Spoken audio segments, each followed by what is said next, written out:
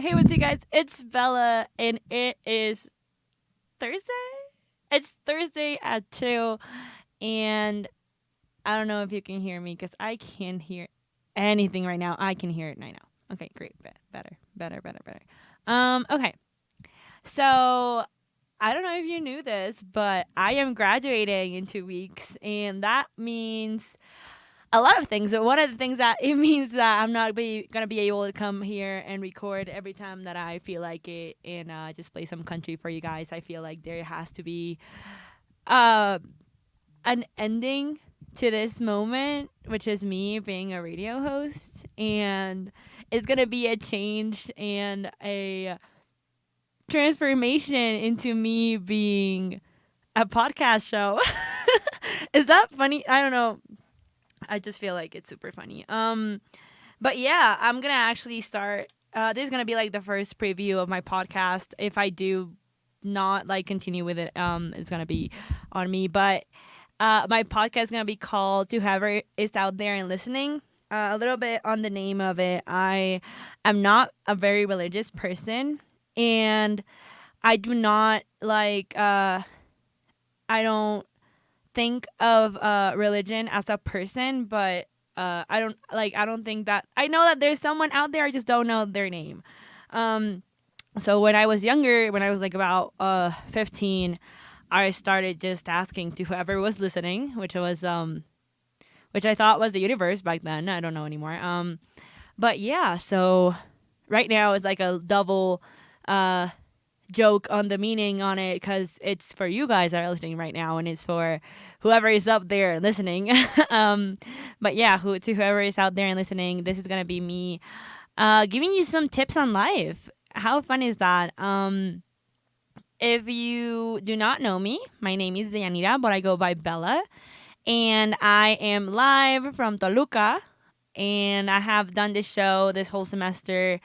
It's mostly country. Today I'm gonna play some country, but if you are listening to me on Spotify, you're not gonna listen to it because copyright. And instead, you're just gonna have a really nice cut in there.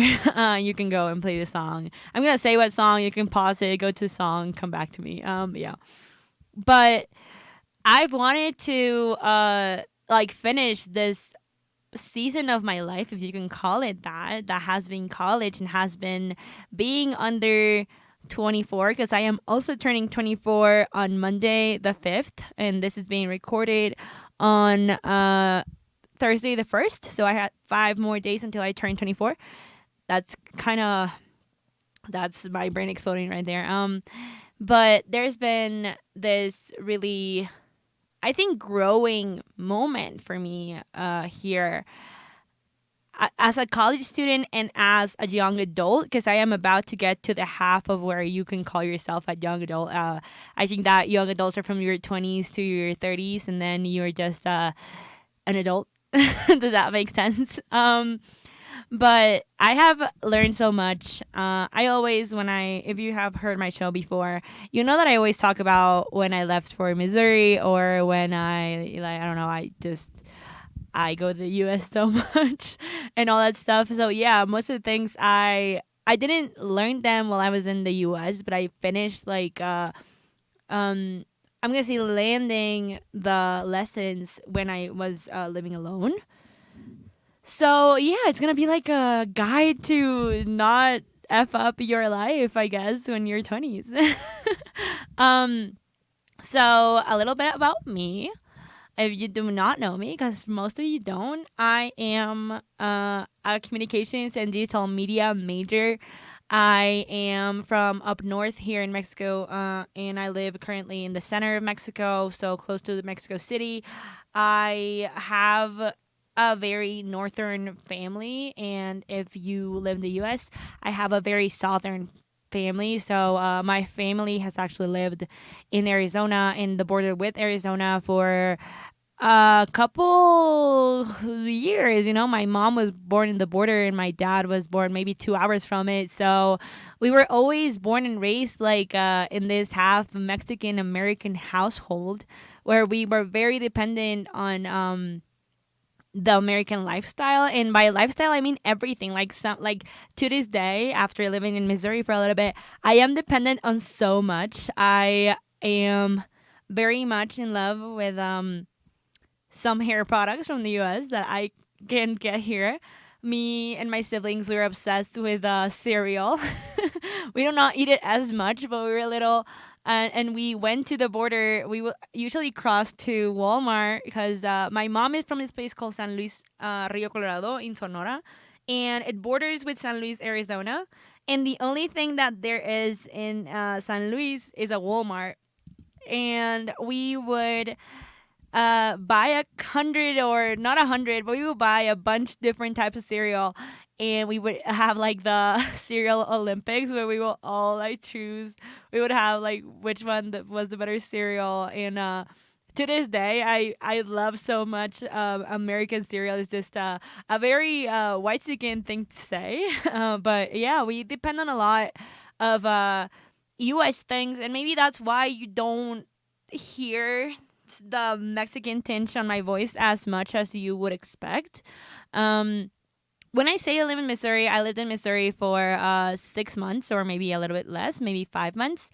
And honestly, that was mind changing. I was living in a town called Warrensburg. Shout out to the Berg. And I went to UCM, the University of Central Missouri, Go Mules, for about a semester. I was in the DMP program, the digital media production, and I fell in love with the Midwest. And that is not something that you will hear a Mexican say that often. I don't know. I think that I am very much the person that like stereotypically shouldn't say that, because Mexicans are very like proud. But I'm gonna say one thing, and maybe from that one thing, you can probably guess like my whole interaction with the U.S. I am a big fan of cheesy gordita crunch from Taco Bell. I am a huge fan. My roommate Jenna, she introduced me to them when I lived in Missouri, and it was just it was an event. It was like a core memory for real. My first cheesy gordita crunch from Taco Bell. But yeah, I've learned a lot, and we're gonna jump back to what actually this podcast is gonna be about, and we're gonna stop talking about how much I like tacos. And yeah, I think the first lesson I'm gonna give out to people that are probably starting college or just ending high school is to really get a nice sturdy safety net. And by this I don't mean go buy a net. Of course not. We're not talking about that. I mean friends and family who can support you through your changes in your life. I think that there's been, for me, I started as a business major in college. I was in a very dark moment when I was still in business. For me, it was knowing that my life was going to go through a path that I was not going to be happy with. And I remember talking to my friends, and I would be like, hey, they were comms majors, actually. They were communications major. And I would be like, hey, like, you look so fun. Like, your lives look so fun. And I would be like, almost crying in my bed because I hated college as a business major. I had, I think, a 24 out of 100 in a class one. So that's less than like a, I don't, that's like an F, like an actual F.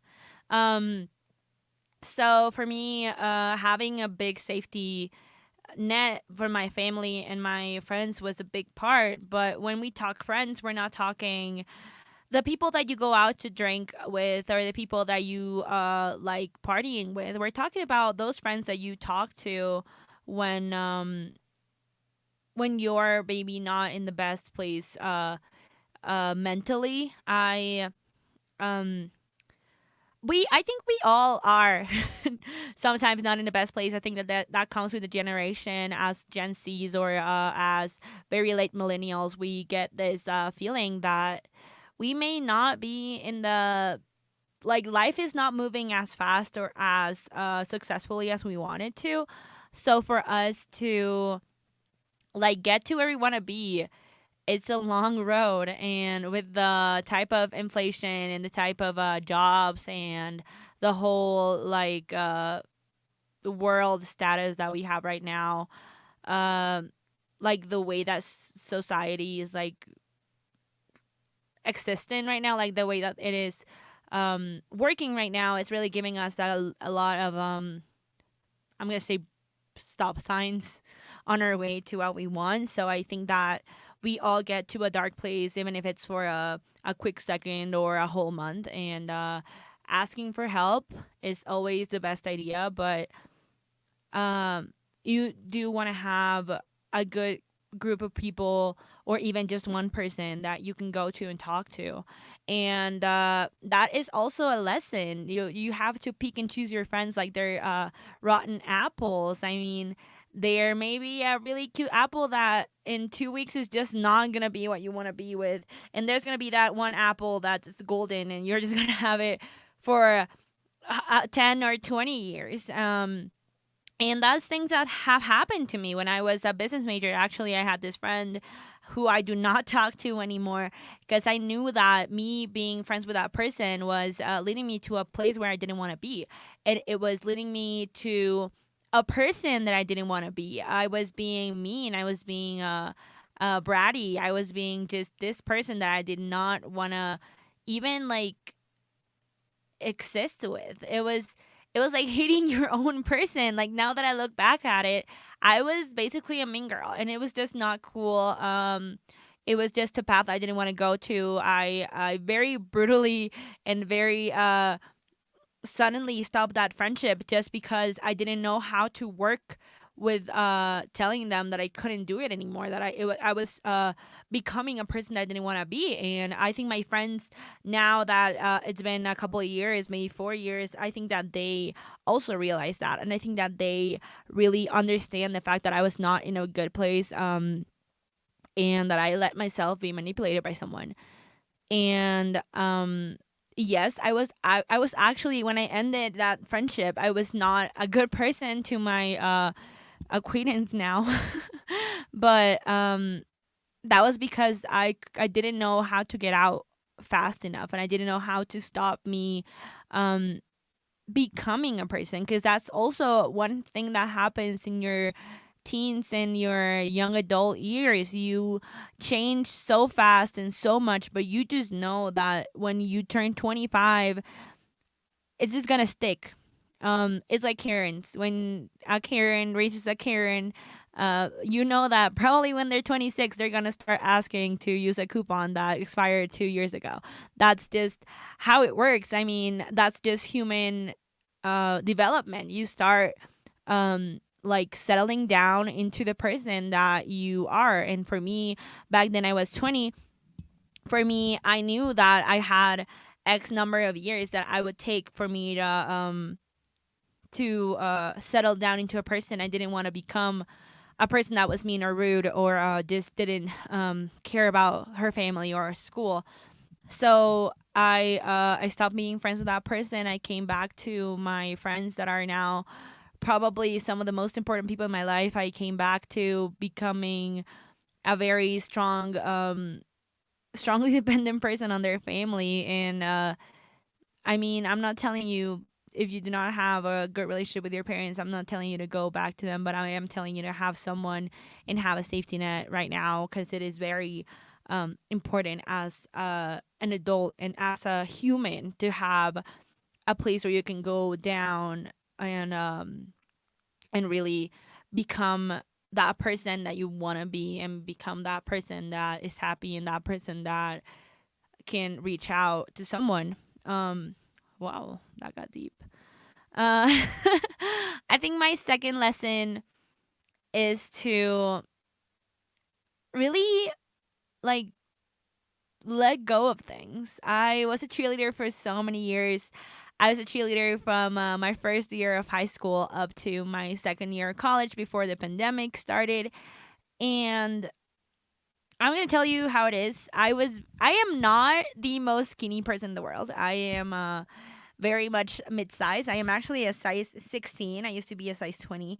But being a cheerleader in the US, and not Mexico as much, but in the US, I always saw cheerleading as a non-body shaming part of the sport world. I'm gonna say I get that there's a lot of body shaming. I've never been in an all-star I've never been into a like established all-star gym. So I was a high school cheerleader, and we would go to like nationals. We were actually pretty good, and my sister was in my team, and she was great with me, and my friends are there. I was actually bridesmaid to one of the girls that was cheerleader with me. My friend, my other sister Mile, she is actually one of my friends when I was a cheerleader. I still keep in touch with a lot of people that were cheering with me, but I don't know if my friends hear this and they're gonna be like, "Oh, that's not how it happened." This is how I felt it. I was very much body shamed, um, to a point where I was not getting maybe the spots that I had earned because of my body, or because that I wasn't able to do a lot of like tumbling because I was a bigger person, um, and I there was a point when I broke my hand. I broke my thumb probably in 2017. Yeah, I think it was 2017. I broke my thumb. I had to get surgery on it. I went to rehab and whatever, and then oh well, you call it physical therapy. Here in Mexico, we call it rehab. And then when I came back to cheering, I broke my other hand. It was like a week after. I was going through so many injuries, so like together that I couldn't like just go back fully into my sport. And I remember my aunt, she told me, she's actually one of my mom's friends, and she's into the whole astrology, tarot, all that stuff. And she actually told me like it's because you're holding on to stuff that you should not be holding off to. By this point, I had already been body shamed. I had already cried. I hated my coach, hated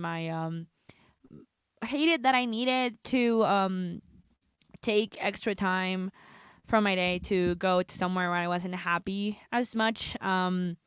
Where I think that the thing that was holding me into um, being there was past happiness. And I don't know if you can understand that term, but it was actually me.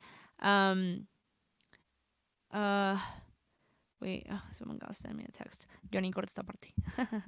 um, I I was holding on to me being happy when I was probably um, in my high school years, that it wasn't as hard or it wasn't as complicated. My sister had graduated by that time, so I didn't have like a backup. My friends were gone. My other friends, they didn't care because it wasn't something that they were going through, and I understand that because as a plus size person, you do not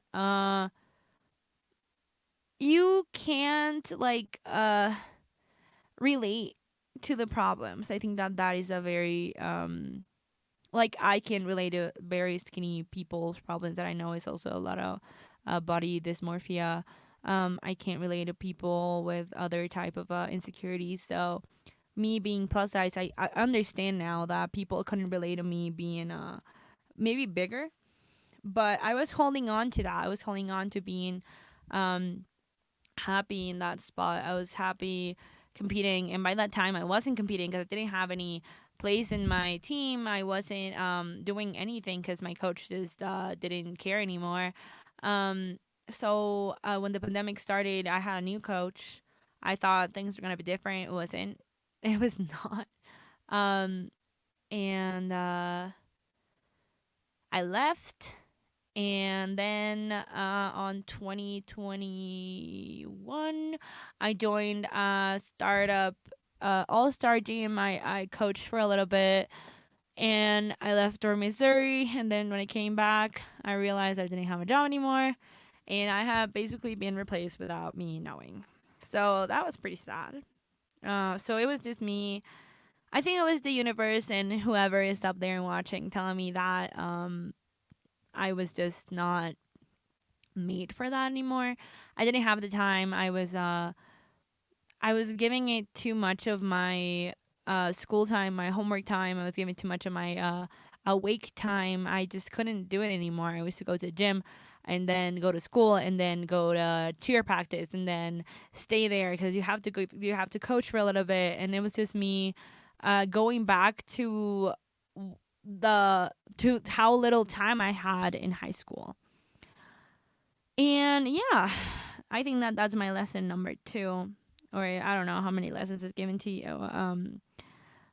It's to let go of things that I maybe let go of past happiness. That's how I'm gonna play it. Um, Now I'm gonna play you a song. If you are on Spotify listening to me right now, you can go ahead and play this song. Pause me and play this song because you're not gonna get the song here.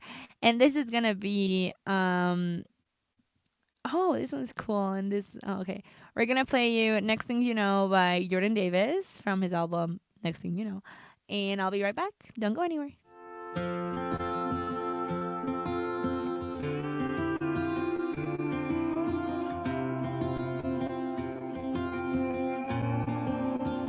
Swear that you're staying single. Next thing you know, you meet a girl at a bar, and next thing you know, you get her laughing. It's 2 a.m. You're telling your buddies 3 months in that she ain't moving in. But next thing you know, there's a U-Haul trailer. Next thing you know, your old apartment, it's y'all's new place. There goes the carpet, but the deer head stays. Next thing you know, you're saving money like never before. Just spend it all at a jewelry store. Getting down on one knee on her mama's porch. Just pray she don't say no. Next thing you know, your best man gives a half-drunk speech, and you're sunburned on a honeymoon beach, and your left hand's getting used to that ring. And there the next 2 or 3 years gone. Next thing you know,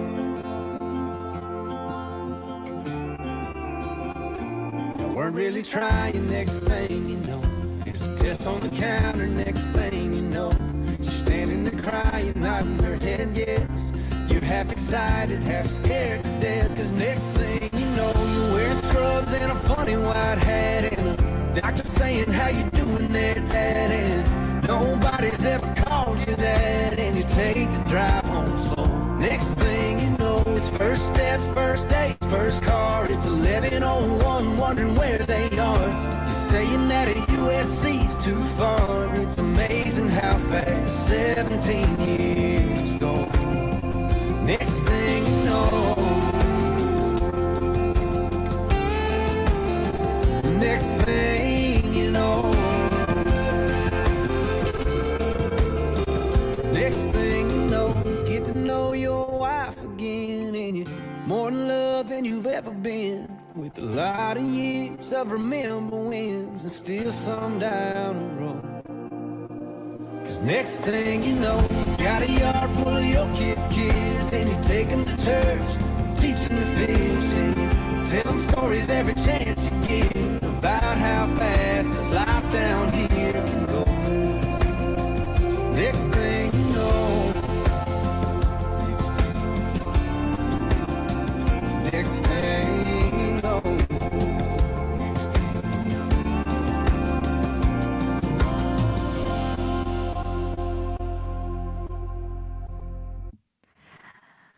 Okay, now you can pause. That was Next Thing You Know by Jordan Davis. If you do not know, I am a big country fan and I am in love with everything country.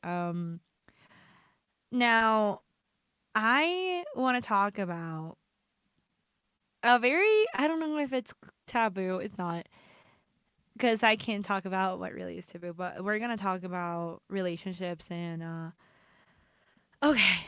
Oh, Jesus Christ. Okay. So, I was never, and I have never been a very relationship-y person. I haven't had a boyfriend, hadn't had a boyfriend until January of this year. And I was always, on and off with people, but never actually settling down into a relationship. I was, as I said, I was bigger, so my self-esteem was not there. And when I left for Missouri, uh, I met a guy. And okay, I let go completely of everything that my gut was saying. And I went straight to, oh, the vibes are right. And that is just not right. Um I don't know how to explain this, but okay.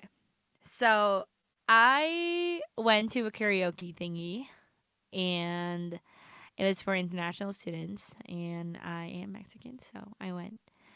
And I saw this guy. He was tall, and he was cute looking. I'm gonna say in that moment because he had a beanie on. I sound like a bad person. Anyway, so I was like, oh, okay. So in Warrensburg, you need a ride to get to Walmart because you can't walk to Walmart. You have to either take a ride or take the bus or something because there is no taxis. There's no public bus and there's no Ubers. There's nothing you can. You have you have to ask for a ride. So it was karaoke thingy majingy, and it was about to be Valentine's Day, and my friend Nikita and I, we were hanging out at there was like pizza and stuff, so we went and ate, and then this guy was there, and we were like talking, and I remember someone sang All Star by Smash Mouth, and I was singing it, and he was like, "What song is this?" And I was like, "This is Smash Mouth. What? This is Shrek." And he basically was like, "Oh, so it's a good song." And I was like, "Do you honestly don't know All Star by Smash Mouth?" Ugh, that should have been my first red flag. Um, so after that, uh, we he gave me a ride to Walmart, and then he was like, "You want to be my Valentine?" I was like, "Okay, sure." And then we hung out. He actually made me food. It was just really scarce back then, because I was very much. It was snow. It was still snowing, and when it's snowing, you can't do anything in the U.S. because you can't move, because nowadays just every road is full of snow. And we I let go of everything, as I said, and I was just vibing with this man who was 27. I'm 23, so it's not that bad. And then it all went south. And when I tell you it went south in an average of 4 days. We dated for 4 days, and we were serious for 4 days. We were like, okay, we're dating. Okay, great. So what made me realize that this man, who he is from India, what made me realize that this man was super serious with this, what that was that he told me something like, well, now that this was like the second day that we have talked, okay, this was like, okay, so karaoke was Friday, this was Saturday, okay, he went, and I swear to God, he went, well, now that you have a boyfriend, we should get a boyfriend for Nikita. And when I tell you, okay, so we Mexicans, if you are Mexican, you know this. We go out with people first, and then you start dating them when you tell them, "Oye, quieres ser mi novia?" You go like that, okay? You do not just start dating people out of nowhere. Um, so when he told me that, it was like me realizing that I had gotten myself into our relationship, and it was like the second day we have talked, and it was weird, and I had never had a boyfriend before that. So it was just me being like, oh yeah, like me as an innocent person. I'm telling you, this innocent person was a year ago. I was like, oh, okay, sure. So we're dating. Okay, great. Like I've never had a boyfriend before. It sounds stunning, you know. Sounds like an experience. And then okay, so it's funny. We dated for 3 days. We broke up on the fourth because I told them that I didn't want to date someone because I had just gotten to the US. It was like I had gotten to the US on January 3rd, and I was dating this man on January 20th. It was just not it. Um but it was really a moment where I realized, people do like me, huh? What can I do with this new knowledge? So after I broke up with him, I dated. this guy called Nick. He was really nice. He was Italian American. Really nice person, to be honest. We did it on and off for like 3 months after, no, 2 months. And then I just didn't date anyone. I went out on a couple dates, Bumble and Tinder were my best friends because Warrensburg is just so small. I went out with Air Force guys, frat boys, everything that I would never even like dreamed of going out with. I was a very insecure person, as I said. And when I realized that I had this power, I just couldn't let go of it until I overdid it when I left. Um, yeah, I think that my next lesson for you guys to let go and realize as a woman, if you are a woman out there, you have this power and your self esteem should be, high up there because you are beautiful, you are gorgeous, even you don't see it right now. You are. And that was something that I realized very late in life. As I said, I was 23. I had just turned 23. I didn't ever go through like a bad moment in love or like a hopeless romantic moment. And I'm just checking the time because I only have half an hour left. And yeah, it's like taking this power. And I'm gonna tell you how I did it because a lot of people ask me how I do it, and I am not sure, but I do know one thing that has helped me um, get to the point of self esteem that I am right now. And this is something that I did before I knew it was a thing. My name, my legal name is Deyanira. It is Mexican, very Mexican. It's actually Greek, but it's a very used, a very name. What? It is very used in Mexico. Deyanira is just weird for Americans to pronounce. I've had Deyanira. I've had Dea. So I just don't use my Mexican name in the U.S. And my family, since I was little, has called me Bella or Bella, uh, which means beautiful. But it is because Bella and Dea, which are the four letters of my name, they sound very alike. And when I was little, the person who I was named after, she was called Bella by her family. So when I was born, I took the nickname Bella, and when I go to the U.S., I switched it and I go for Bella, which is a very common name in the U.S. So when I went to the U.S., I started classes, and I like people knew my name was not Bella because that's my private Snap stories name. It's my real name's not Bella. They know that like my name's not that because when we would go like through the class like attendance, my name would not be Bella, and that was because I got to my first classes. I went to my professors and I told them, hey, I know this says my name is Ayanira, but I know that's gonna be hard for you, so just call me Bella. Oh yeah. There was just one person, my professor Joe. He actually told me like, I don't like that, and I was like, why not? And he was like, I don't like when people don't use their real names, cause um, it's like giving up that part of you. And in that moment, I didn't I didn't care. And then so I was always Bella, Bella, Bella, Bella, Bella, Bella, Bella here, Bella here, Bella here. And then when I met my friend Diana, my friend Paloma, that were Mexican, they would call me Dea, so I would be Dea with them, and I would be Bella with everyone else.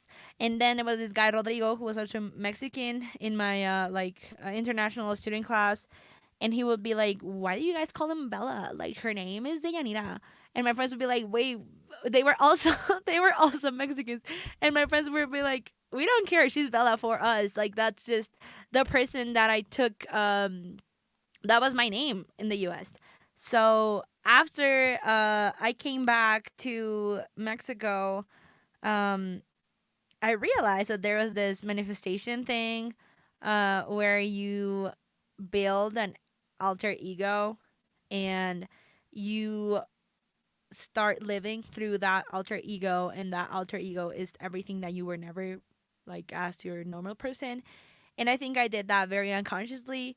um for me, being Bella was being this, party girl, or being this American girl, Mexican American girl who was like super white, and she was like very much into partying and drinking and stuff and going out with guys, and she was just gorgeous, and she was just loved for by everyone. And as I when I said when that I overdid it, I did overdo it. There was a point where I was drunk and I was partying all the time. And when I say all the time, I mean 4 days a week or more.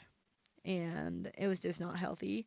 Um, so I started dialing it down when I was about to leave for Missouri. And then when I came back, I had to dial it all the way down because my parents are very overprotective. And I do still live with my parents because it's Mexico. And that's what people do in Mexico because we're poor, right? We don't have the money or the dorms to stay somewhere else. And I realized the change between me being Bella in the US and me being the Yanira in Mexico. It was a very, they were polar opposites. Uh, so when I realized that there was a manifestation, like, thing that you could do with your alter ego, I was like, oh, so I did that. I didn't mean to, but I did that. Um, so now I've been trying for a couple months to like merge my two personalities, not personalities, but my two beings into one. A little bit of Bella, a little bit of Dianita, and really become uh like a secure, um, high self esteem, happy person that is very much what Bella gave me, but still being responsible and goal oriented and the team leader that I was as the Yanira. And I think it's worked a little bit. I still get very mad at people when they want me to do everything because the leadership thing has been hard. Um, but I think it's worked. Um, I think that really bringing my personality into both worlds. I feel like Hannah Montana sometimes, but it's been it's been a trip, honestly. Hi. Hi. I'm sorry to say hi to someone. So yeah, actually I am about to graduate. It sounds so unreal. But I do want to pursue a master's in something I want to teach.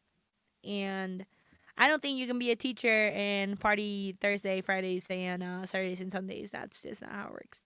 Um, Also, as this part of becoming uh, a high self esteem person, I'm gonna tell you one other like tip, advice, if you will.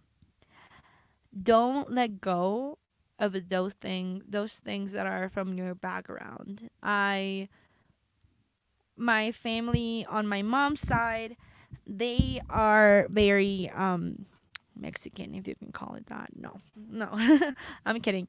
Um, but yeah, I tried to ignore my Mexican, like my purely Mexican side for so much and so long because I thought that it wasn't like a nice thing to have. I thought that it was a bad thing. And when I got to the US, which was the place where I least would have expected to find myself and find that balance between me being like preppy and whatever, and me being like purely family oriented and be having these roots. um I think that was um when I met my friend Diana, my friend Paloma. They were very family oriented and they were very Mexican, and they hold on to their Mexican like heritage like crazy. And for me, that was a new thing. I was very used to ignoring that part of me, that stereotypically Mexican part of me. And I remember my friend Diana graduated and she had this whole party with cousins, and aunts and uncles and her grandma and her grandma's sisters. And for me, it was like, oh, I would like to have this. And then I realized, dude, I do have it. I just deny it, And that has been a moment for that was a core memory actually. That was the moment where I realized that I could have both. I could have this very preppy ish. Sorry, I gotta. Sorry. I'm falling asleep. There was a moment where I could merge these two parts of me together and not be shamed for it, because Mexico is very classist, and I think me ignoring that part of me was very classist of me. So I do not. I love Mexico, honestly. I do want to like go to US, but that's because it's a better living situation that it is here. But yeah, don't don't let go of that things that make you unique, and those things that make you happy, and don't underestimate how much power you have. I think that's how I close that advice point. Um, I have a lot of stories to tell you guys about my life, a lot of them. Um, but I just want to tell you how I got this show, and how I ended up in communications. And it's very personal to me now because I am now maybe recording the last ever show that I record here, which has become my home and has become a place where I come to cry and to cheer, to dance, to talk to people. A place where I've fallen in love, fallen out of love, fallen like hated on my professors, loved on my professors. Um, Not loved in a dirty way.